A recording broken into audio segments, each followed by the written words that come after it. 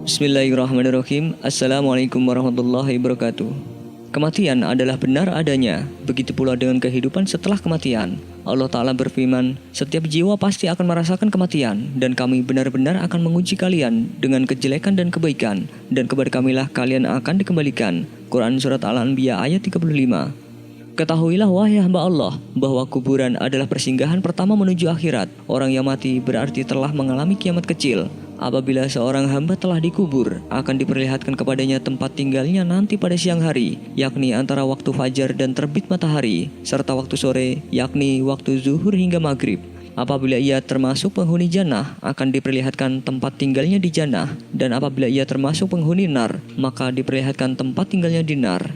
Berikut ini adalah beberapa peristiwa yang terjadi di alam kubur, sehingga menjadikan kita lebih waspada dalam menjalani kehidupan dunia ini agar selamat di alam kubur.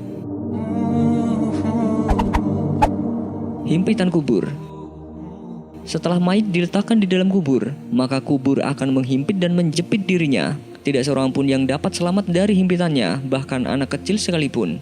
Dalam Sunan An-Nasa'i diriwayatkan dari Ibnu Umar radhiyallahu anhu bahwa Rasulullah SAW bersabda, inilah yang membuat arsy bergerak, pintu-pintu langit terbuka, dan disaksikan oleh 70.000 malaikat. Sungguh ia dihimpit dan dijepit oleh kubur, akan tetapi kemudian dibebaskan.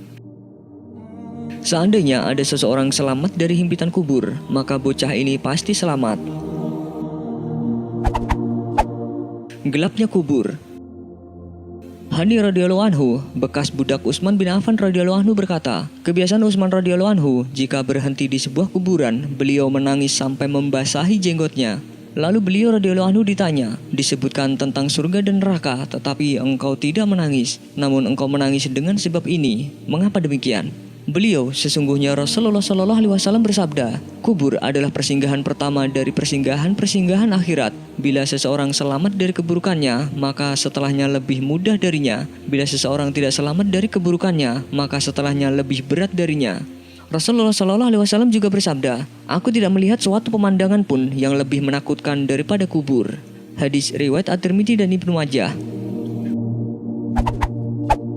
Fitnah kubur. Diriwayatkan oleh Bukhari dan Muslim dari hadis Al-Bara bin Azib bahwasanya ketika seorang mayit telah selesai dikuburkan dan dihadapkan pada alam akhirat, maka akan datang padanya dua malaikat, yaitu malaikat Munkar dan Nakir, yang akan bertanya kepada sang mayit 3 pertanyaan. Pertanyaan pertama, siapakah Rabbmu? Pertanyaan kedua, dan apakah agamamu? Pertanyaan ketiga, dan siapakah orang yang telah diutus di antara kalian ini? Seorang mukmin yang bisa menjawab ketiga pertanyaan, maka dia akan memperoleh nikmat kubur. Adapun orang kafir yang tidak bisa menjawabnya, maka dia akan dihadapkan kepada azab kubur.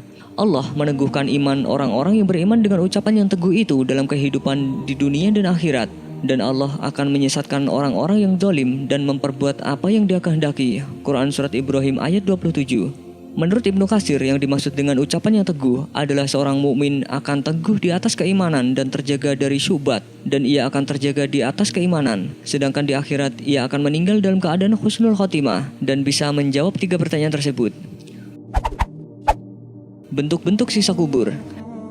Syekh Abdul Ja'far Ahmad bin Muhammad At-Tahawi berkata dalam kitabnya Aqidah At-Tahawiyah, kita mengimani adanya azab kubur bagi orang yang berhak mendapatkannya. Kita mengimani juga pertanyaan malaikat Munkar dan Nakir kepadanya di dalam kubur tentang Robnya, agamanya dan nabinya berdasar kabar dari Rasulullah SAW serta para sahabat ridwanallahu alaihim ajmain. Alam kubur adalah taman-taman jannah atau kubangan nar. Di antara bentuk-bentuk azab kubur dan kriteria orang yang mengalaminya adalah sebagai berikut ini. Yang pertama, dipecahkan kepalanya dengan batu, kemudian Allah tumbuhkan lagi kepalanya, lalu dipecahkan lagi, demikian seterusnya. Ini adalah siksa bagi orang yang mempelajari Al-Quran lalu tidak mengamalkannya, dan juga siksa bagi orang yang meninggalkan sholat wajib. Yang kedua, dibelah ujung mulut hingga ke belakang kepala, demikian juga hidung dan kedua matanya. Ini merupakan siksa bagi orang yang pergi dari rumahnya di pagi hari lalu berdusta dan kedustaannya itu mencapai ufuk. Yang ketiga, ada kaum lelaki dan perempuan telanjang berada dalam bangunan menyerupai tungku. Tiba-tiba datanglah api dari bawah mereka. Mereka adalah para pezina lelaki dan perempuan.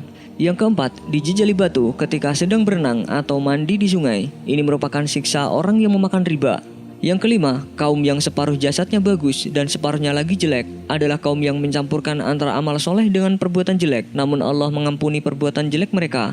Yang keenam, kaum yang memiliki kuku dari tembaga. yang mereka gunakan untuk mencakar wajah dan dada mereka. Mereka adalah orang yang suka memakan daging orang lain atau menggunjing, yakni membicarakan aib mereka.